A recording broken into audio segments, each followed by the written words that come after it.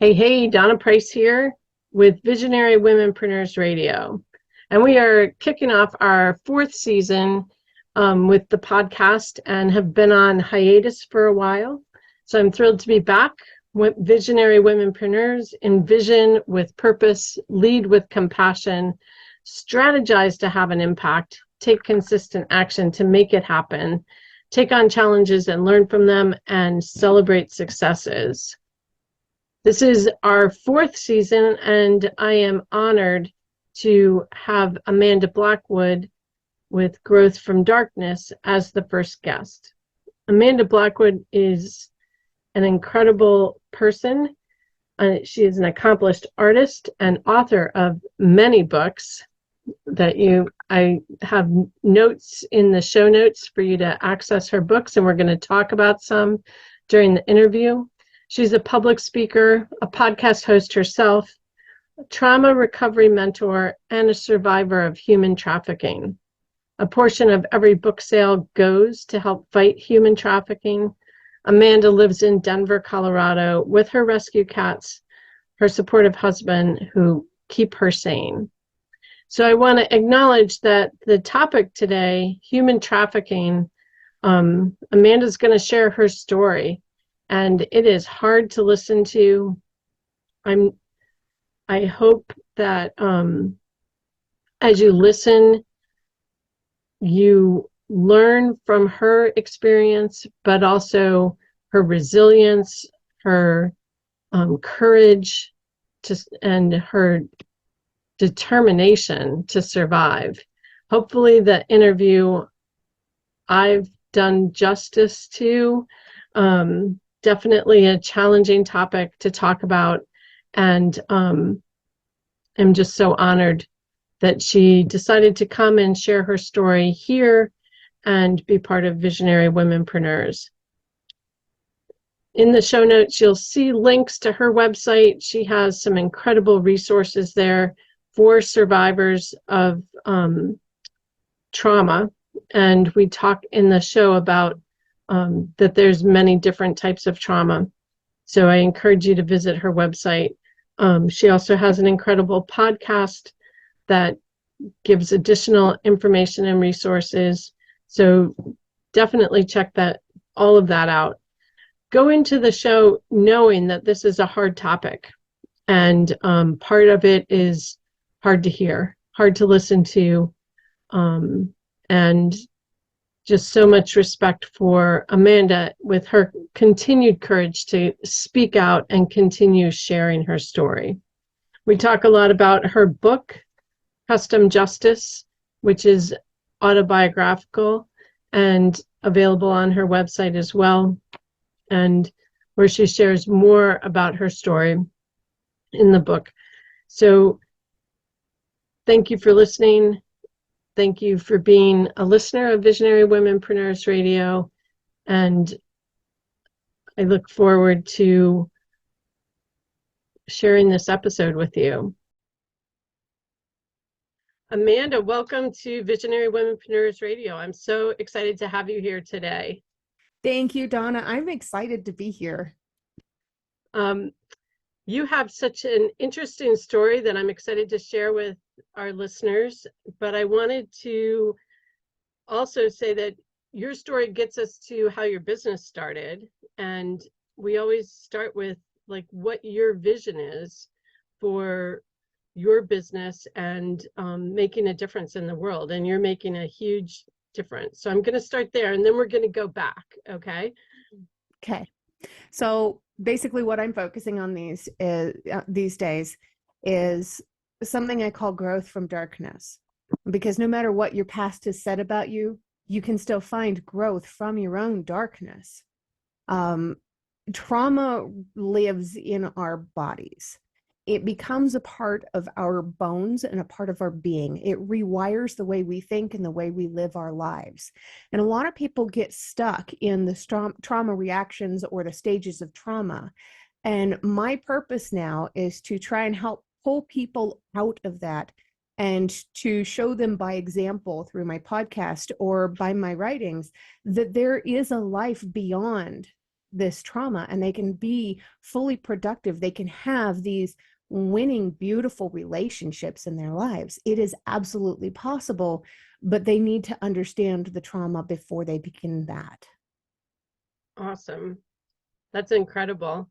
So let's go back and bring people like to how you got to your vision, and start with where you grew up and what family life was like.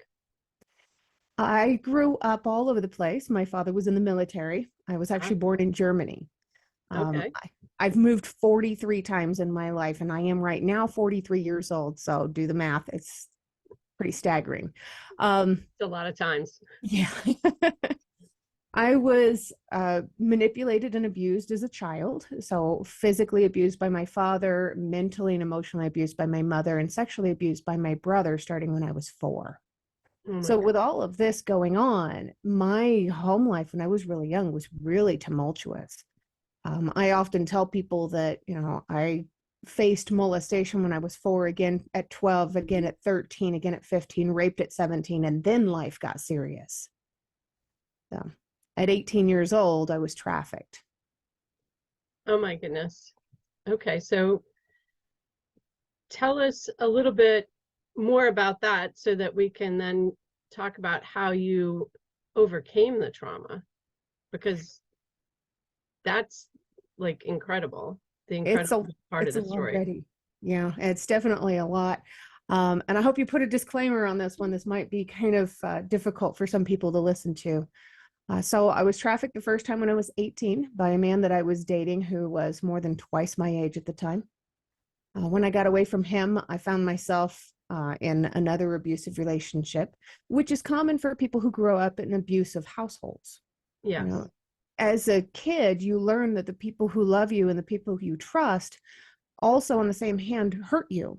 And if somebody doesn't hurt you, if they're not controlling you, if they're not jealous, if they're not violent toward you in some way, they don't love you, and they're not paying any attention to you, and you're just a waste of time for them. So you gravitate away from those healthy relationships and more toward the unhealthy relationships. And I did this for a long time, and I bounced from one place to another. I was trafficked the second time in another state in a completely unrelated incident by completely unrelated people when I was 19. It was only a year later. So I had this track record going, and I started to recognize that there were these cycles happening in my life, and I needed to step away to get away from this, and I wasn't sure where to start. I thought what that meant for me was a new city, another town, a new place, new faces. So by the age of 21, I was divorced. And at 22, I was moving out to Los Angeles from a very small town in Arkansas, and gave myself the culture shock of my life. Yeah, Arkansas and LA are kind of different. Considerably. The Yeah. town I lived in Arkansas had a population of 163 people. When I left the town, they painted over the 3 and put a 2. It was a very small town. So going from that to Los Angeles, I barely had a driver's license. I had a lot of trauma already built up in my body. And here I was moving to LA to yet again be with another guy who turned out to be abusive and manipulative and narcissistic, and lots of key things that I should have been on the lookout for at that point. But I hadn't taught myself yet what red flags to watch out for. Yeah. I got out there and I left him, and I floated around and moved all over this area for 14 years. And during that time, I got into a couple of other relationships, and one of them was a long distance relationship with a police officer. And I started to see this guy as, he is safe. For one thing, he is in Scotland, so he is 1,000 miles away from me, a couple Yeah. thousand miles away from me. The chances of him being able to reach through this computer screen and injure me the way that I have previously been injured are slim to none. He's Right. also a police officer, so he's the kind of person that's out there to protect people like me. I saw this relationship as, this is my shot at happiness. So after 7 years of us knowing each other online, he came to visit me, and I went to go and visit him, and I absolutely loved Scotland. Scotland, and I loved his family, and I loved his daughter, and I loved him, or the him that he showed me. Yeah. So he asked me to get a fiance visa, and I left my career and my car and my home. I sold what I could and flew to Scotland on a fiance visa to marry this man. And in less than a week, he had all of my documentation and money, and he was trafficking me out of his home. Oh my goodness. Yeah. I almost did not come back from this. I was stuck in Scotland being trafficked for the next 152 days. This was 2011. I was 31 years old. Most people think that trafficking only happens to kids. Children, people under the age of 18, make up 25% of the trafficked population in the world. So let's define trafficking for people. I know that's a hard Yes. answer probably, but let's define it so that people are clear what you mean. I actually cover this when I'm speaking on stages and stuff. Okay. I've gotten pretty good at it. There's a couple of different definitions. The most popular and the most accepted one is the defense of the Department of Homeland Defense. They define trafficking as the use of force, fraud, or coercion to obtain labor or sex acts from another person. Okay. That sounds kind of cut and dry. Google has something in there about the transportation of a person. But when you break down the very definition of what trafficking means, that is, especially when you're talking about like drug trafficking and stuff, you're not talking about transportation of this drug from one city to another or across international lines. You're talking about selling it from one person to another, right? Yep. So the same thing applies with human trafficking. When we're talking about transporting people across international borders or across state borders, that's not human trafficking, that's human smuggling. And there's a huge confusion between the two, especially over the last 5-10 years or so. Okay. That needs to be made very clear. When I went to Scotland, I did go on my own reconnaissance, but it was fraud that got me there. Right. Yeah. He coerced me, and then he used fraud against me, and then he used force to get me to perform. Okay. So it was definitely the Department of Homeland Security's definition. Right. So let's talk about how you got out of that after 152 days, I think you said. 152 days. So I tried to get out several times. I went over there in January 2011, and by February, I had already conned my way into having back my debit card and my passport just for overnight use. And I used what money I had left for an emergency flight home. I couldn't afford the one for the very next day. I didn't have that much money, so I had to wait, I think it was 5 days for a flight. But I had it all in my head. I knew exactly where to go. I knew exactly what to do. And because of the abuse that was occurring, I ended up with a kidney infection so severe that I ended up in the hospital. And I didn't make the flight. It was a non-refundable flight, so I lost the money and I lost my one way out. At one point, I tried to commit suicide. This is very common. Less than 2% of all victims of trafficking actually survive. The fact that I'm still here is a miracle. Definitely. When I tried to commit suicide, what stopped me was the eyes of a child on the train platform. I looked at this kid and I saw the innocence that I myself lost at such a young age. And I knew that I could not do that to another human. I couldn't do that to a child. So rather than committing suicide by train, I turned around and I went back to my prison. And I've always had this deep belief of God in my heart. And I remember that day walking back to what was my prison and telling God, okay, you kept me alive now. I know there's got to be a reason. You're not going to let me die here. You are not going to let this be the last bit of my existence, is this pain that I'm feeling. I know there's something more. And I fought hard. And I thought and thought and thought, and I knew that there was no way that I was going to use physical force to be able to get out of this situation. What I needed to do was use what was being used against me, and that was the manipulation tactics. This man was very smart. He'd been a police officer for a great many years. He could usually see right through somebody's lies. Okay. And I reminded him that we weren't married, and that if I overstayed my visa, that was only good for 6 months, and we weren't married by the end of that visa, that if they found out, I could be deported from the UK. And according to UK laws, I would never be allowed back into the country. And that'd be just terrible. And if they found out, that he could lose his job as a police officer, and we certainly wouldn't want that. And I turned his manipulation around on him. And at the end of that conversation that night, he had his laptop computer out and was buying me a round trip flight for me to return in time for my birthday that year. All right. On another visa. Yep. Okay. And I got on that flight to leave.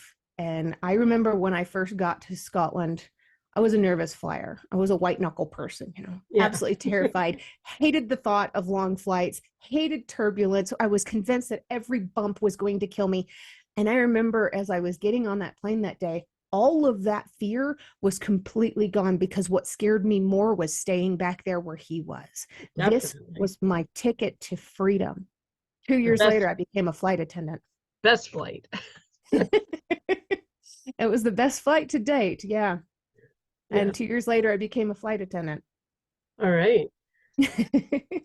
So I thought I had left all of this behind, right? This is June of 2011. I'm starting to regain some sense of myself. I'm starting to regain my life. And then the attacks started. It wasn't bad enough what he'd already done to me. He started sharing photos and videos of me being trafficked. And he was sharing these with people that I was working for, people that I was working with. He was ending long-term friendships and relationships where I had known these people for decades, because these people now saw me differently, and they saw me as something that I wasn't. I couldn't reconcile that in my brain, that they couldn't understand that this was abuse. Yeah. I didn't even have a word for it yet. I didn't know that what I had experienced was called human trafficking. Right. I went to a conference in 2018 on human trafficking, and I sat in the front row because I was all geared up and ready to help save the kids from the windowless vans and the creeps out in the streets. And what I learned there changed my world forever. More than 80% of all people who are trafficked by people they know and trust and love, usually parents, grandparents, aunts, uncles, nieces, nephews, their own boyfriends and girlfriends. And that's when it started to click in my brain. I wasn't quite ready to accept it yet. And yet when I stood up to ask my question of the panel of speakers and asked them, how long does it take for somebody to have survived something like this, to have a normal life? What came out instead was, I'm a survivor. And it was the first time I had ever said the words in my life. It scared the daylights out of me, but I finally got the question out, and the answer was that it's different for everybody. And that also started wheels turning. And that kind of set me on the trajectory that I'm on now. The very following year, the same man put up those photos and videos all over the place on different pornography websites. And I started to understand the correlation between human trafficking and pornography, and that a lot of the pornography that's out there is made with victims of human trafficking. And I was appalled. I reached out to an organization that gets legal help for survivors of human trafficking. Good. And this law firm in New York City started immediately attacking these pornography websites and demanding that they remove all of this material. Over and over and over and over, these guys were doing this, and they were just going after it hard. Every single time something would pop up. But yet every time it was taken down, it would be put up again. And finally, I decided, if people are going to know this about me, they need to know where it's coming from. They need to know the truth. So in December of 2020, I finally wrote my full autobiography as a survivor of human trafficking and childhood assault and trauma. Going through and writing that book was probably one of the most cathartic things I've ever done in my life. I started to notice the trends and the links between this thing over here and that thing over there, and that Yeah. there was this invisible thread stretched between them, and they were absolutely attached to one another. One couldn't have existed without the other existing first. Hmm. And I learned so much about it that I became a subject matter expert and a public speaker on my experiences. And now I'm a trauma recovery mentor, helping people to move beyond their own past and to unlock their potential for their future. That's incredible and so important, because there are so many people that need what you have to offer. I needed it. And I Yeah. think that's why I started to do it, is because I knew that there was this huge lack of these resources for people with limited income. And the people of limited incomes are the people who experience so much trauma and believe wholeheartedly that they're going to be stuck there for the rest of their lives, that because they can't afford counseling and rehab services and these different forms of assistance that are available to people that have the income and the means. But when you've been abused like this your whole life, you don't have education to back you Right. up. You know, you don't have these unlimited funds to be able to just throw them at life coaches and counselors and therapists and specialists. Right. We have to learn how to take control of our own trauma reactions. So it sounds like for you, you started, like, going to that conference was life changing. And so that was like a first step in identifying yourself as a survivor. And I would think in that recovery journey. And then writing the book sounds like it was healing to a certain extent itself, just in identifying and writing the book. So what other things have you done to move yourself, like, past trauma? Like, what are some of the steps that you've taken to heal? I was able to find an anti-trafficking organization out here in Colorado.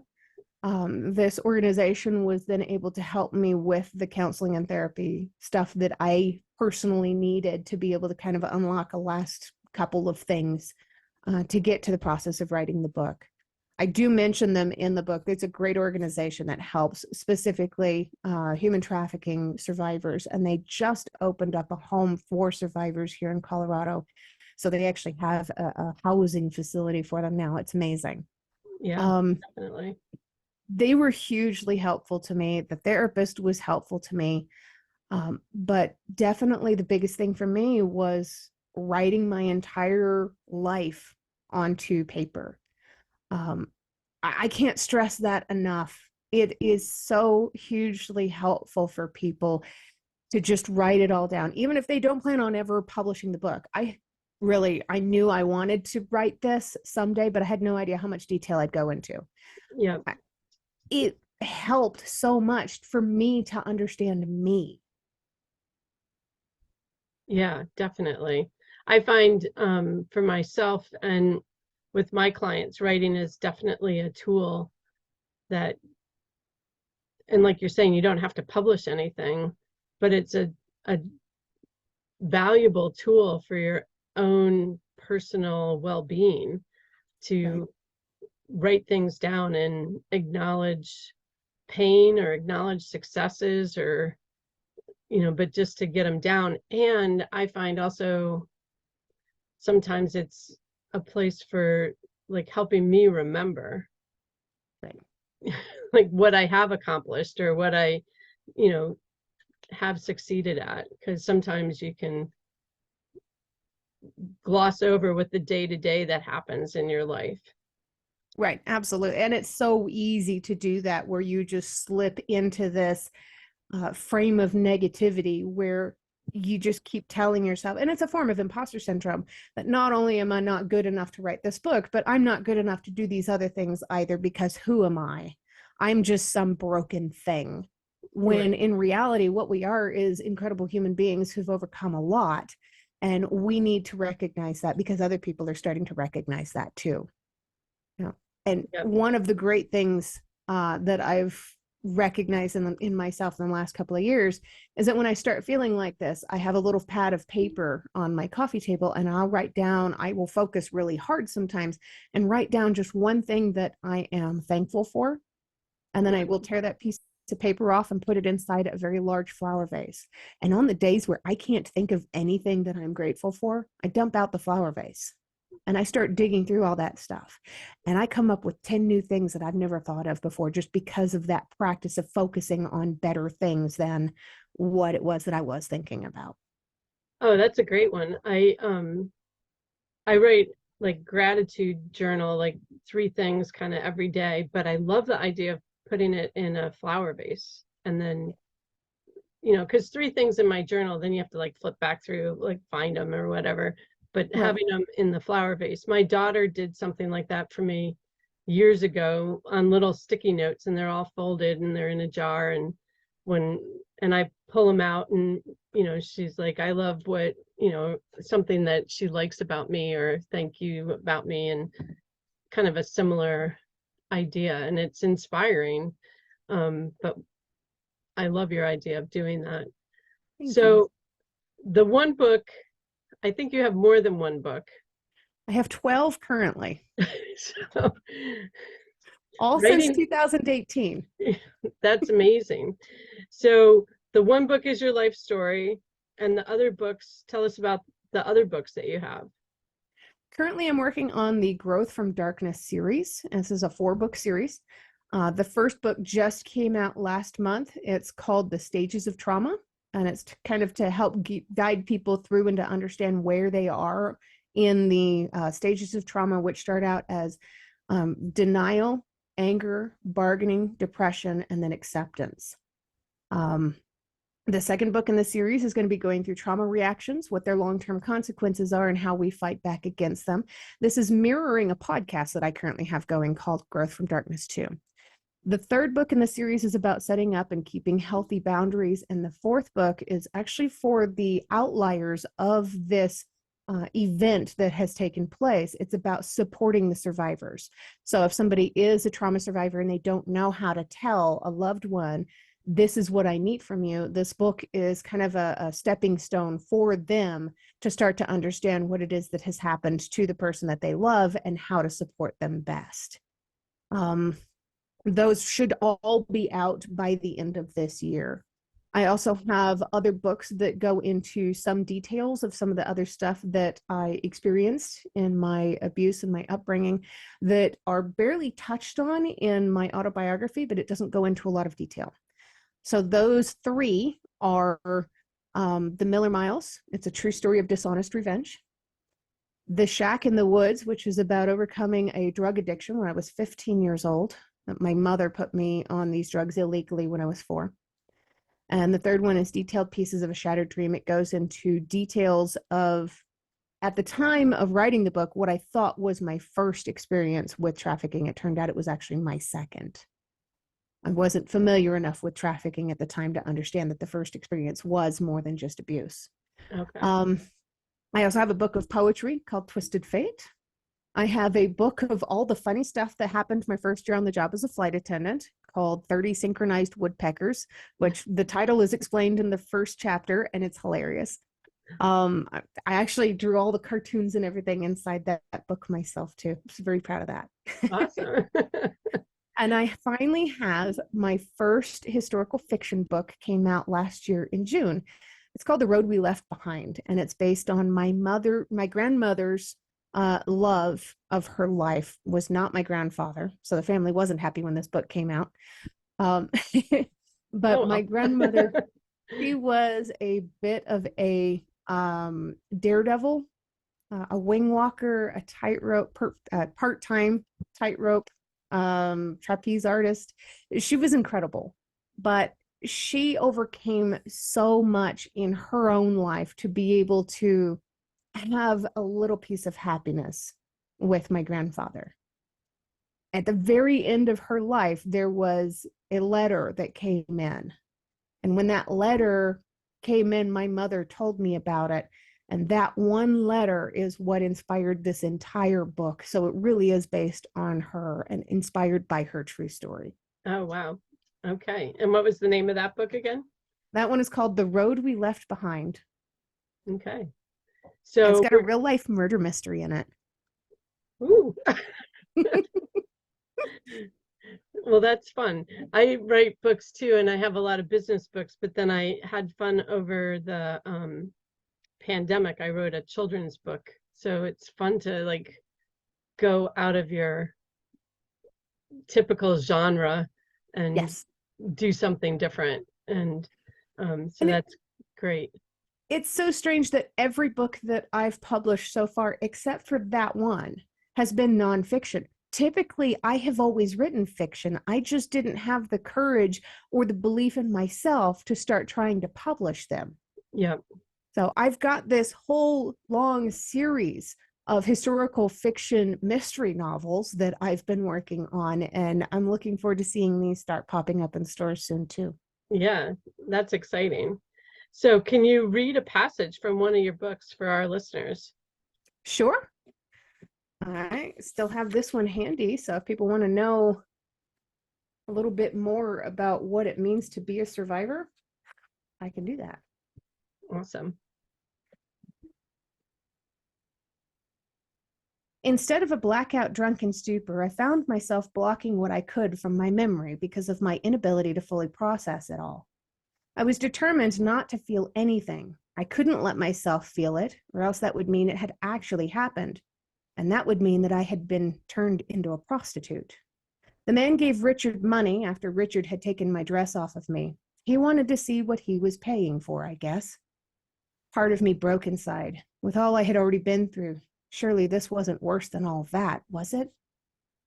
You're okay with this? Richard asked. I thought he was asking me. He was asking that man. I was no longer a human being. I was a this to him. I was an object. I was owned. I was merchandise. The things that had been happening to me all my life were being used to line someone else's pocket with money. Yeah, the stranger simply nodded as he turned around to remove his belt. Couple of basic rules, Richard started to explain. Nothing without a Johnny, and you can't leave any marks on her. Otherwise, let's have some fun. A Johnny? The pilot didn't seem to have any problem understanding what that was, but I certainly did. A rubber dare, a condom. That's for your protection, he explained to me in the most loving way possible. And for his, he finished, sliding in an insult there too. For a long time after that, I blocked the encounter from my memory. It was a form of protection because it forced, if I forced myself to deal with it, then I'd be forced to admit that I'd gone along with it, even when I didn't want to, because I was scared to say no. I blamed myself. Of course it was my fault. How could it not be? Except what happened to me was not only deplorable and disgusting, but highly illegal, depraved, and worth prison time. It never should have happened. I should never have been put in the position of being forced to comply out of fear. I never should have been put in that situation to begin with. Saying no shouldn't have been a deciding factor at that moment. That moment never should have existed at all. You'll never have to do it again, Richard told me as we left the hotel that night while I tried to tuck my torn pantyhose in my handbag and failed to do so. And you can toss those. I can get you new ones. Now we have plenty of money for Las Vegas, too. He snatched them from my hand and tossed them in a lidded trash can not far from where I had vomited in the bushes only a few hours before. And that's from your autobiography. Yes, that's from Custom Justice. Thank you. And the reason that I named it Custom Justice is important to me. Being able to prosecute a trafficker is very difficult because a lot of times what they use are manipulation tactics, not a gun to your head. Mm-hmm. And even when you have a gun to your head, people claim that you have a choice. You could choose to die. But when you are manipulated in such a way with such a great amount of abuse and force, you don't have a choice. And not knowing that you don't have a choice is the same thing as not having a choice. Always. Mm-hmm. being able to prosecute within the state of the same person where you live is very difficult. Being able to prosecute across international borders is impossible. I will never have legal justice for what happened to me, but I will have my custom justice by speaking my piece. Thank you. Thank you for speaking. I think that's so important, because women or other people hear you and they learn from you, but they also can recognize for themselves what's happening and seek help. And that's important. The other thing I wanted to ask is, in your books, you talk about like growth from darkness, trauma. And when you talk about, when I was listening to your podcast, there's different types of trauma, and it's not necessarily the same type of trauma that you experience, but people have had all sorts of trauma that they need help healing from. And so it sounded to me like your books, your podcast can be helpful to people from a wide like array of different types of trauma, that they don't have, it doesn't have to look just like yours, but it can be trauma can result, different types of trauma can result in similar reactions in your body, in your health, in your mental health. Right. And I tell people a lot that trauma is not a destination and it is not a competition. It rewires our brains and changes us into new human beings. We can either learn to work with that and move beyond that, or we can stay in that same wounded place for the rest of our lives. And I know which route I would rather have. And trauma can come in so many different forms, like you just said. It can be human trafficking. It can be being a survivor of domestic violence. It can be surviving a tornado. Yeah. This is a traumatic experience, you know, and the word trauma, even to psychologists, is subjective. But not dealing with your trauma can lead to these long-term side effects and illnesses. Back in 2015, a study linked different autoimmune diseases to having experienced trauma. This was the same year that I was diagnosed as having Crohn's disease. I also, after that, was diagnosed in 2019 during the pornography attacks with chronic urticaria, chronic hives. 2 years ago, about a year and a half ago, I was finally diagnosed with thyroid disease, which is another autoimmune disease. I've been able to, through my own fighting against trauma reactions and learning about trauma, I've been able to completely defeat the Crohn's disease and the chronic hives. The only thing I have left to battle now is the thyroid disease, but my thyroid at this point is so shot that I can't do it without medical help. So it's important to know when you need to be able to get that medical help too. I'm on thyroid medications and my life is evening out, and I finally have my energy back and I feel fantastic. Yay. But it took some time to get there, and Right. it took help. Yep. So share like how you work with people, because you have the podcast, you have books, but you said you were also a mentor. Yes, when people reach out to me and what it is that they're finding available to them isn't enough, I will absolutely work one-on-one with somebody through a guided mentorship program where we meet once a week, almost like therapy or counseling, except without me being a therapist and counselor. People don't have to tell me the nitty-gritty of their entire life, because there is a thing called exposure trauma, where somebody is constantly exposing themselves and others to their trauma by constantly talking about the worst parts of it. This can be continually traumatizing for the victim and for the listener. So just talking about what the trauma reactions are, what the current issues are, and what triggers are coming up, I can help people to kind of understand where this is coming from and how to fight back against it, and different techniques like the 5 senses technique, like the deep breathing technique, different ways of being able to cope with it in that moment so that they can get a better handle on themselves and calm down just enough to be able to start processing where they are. Awesome. So let's share with people how to find you, your books, your podcast, so that, and I'll include links, of course, in the show notes, but let's let people know. So I have two different main websites right now. One of them is growthfromdarkness.com, and that is the one that lists the podcast and the Growth from Darkness book series, and my upcoming speaking engagements and the podcasts that go live. Then I have my other website, which is detailedpieces.com. The website is named after my very first book, which was Detailed Pieces of a Shattered Dream. Other than that, I do have the two podcasts, Growth from Darkness and The Survivor by Amanda Blackwood. Okay. And on The Survivor by Amanda Blackwood, that's where I interview other trauma survivors who've written about their own recovery as a way of helping others to learn how to cope with what it is that they're going through. And I do interview people who have all kinds of different trauma backgrounds, from a psychology student that was run over by a car and left paralyzed for quite a long time, to yesterday I interviewed a woman who had the unfortunate experience of watching her two young teens battle with drug addiction. Trauma really comes in all shapes and sizes, and there's millions of voices out there crying to be heard, and I just want to give them a way to be able to be heard.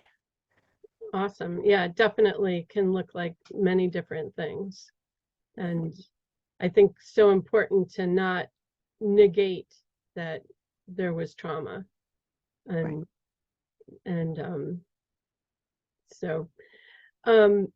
so let's end with a celebration. Like, what are some of the ways that you celebrate wins in your life? Because we've talked about writing and journaling and your vase of gratitude. Any other things that you want to share on celebrating? When I found out just a few days ago that my podcast is now required listening for a group of law students in the state of Washington, my immediate response was to stand up and dance around in my office here and scream and shout and be very excited. But if you notice this wall behind me, this thing is completely full.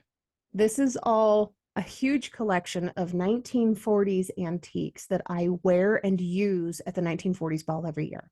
Wow. So when I have a really big win, I will find a new 1940s antique somewhere and just grab it for myself. So I've got a couple of old typewriters. I've got ink pens. I've got commercial pencils, hats, handbags, gloves. You can tell I've got an awful lot of wins back here. Yeah, definitely. I see quite a few hats that look fun too. Yes, I have hats up in the shelves and all the way on the very top. My husband put these shelves in for me last year because I was running out of room. They're beautiful. I love it. Thank you. Awesome. Well, I want to thank you so much for being on the podcast today and sharing your story and your journey with listeners. I think it's so important, and the resources that you have to offer to people are incredible. So I encourage people to listen to your podcast. It's great. I haven't listened to both of them. I've listened to Growth from Darkness and found I learned a lot there, and it was valuable to me. So I appreciate that, and I encourage people to listen, reach out if they want to reach out, and buy your books. I think you've provided so many incredible things that people can access in different ways. So thank you. Thank you. Thanks for listening today to Visionary Womenpreneurs Radio with special guest Amanda Blackwood. Thank you, Amanda, so much for being here, for sharing your story, for your honesty and your willingness to speak out against human trafficking and raise all of our awareness. It is incredible. I encourage you to pick up Amanda's book, of course, and the links are in the show notes. And I encourage you to subscribe to the channel here so that you can get future episodes. Of course, you can pick up our resources at compassroseconsulting.com/bizologist for the free book, Becoming a Bizologist.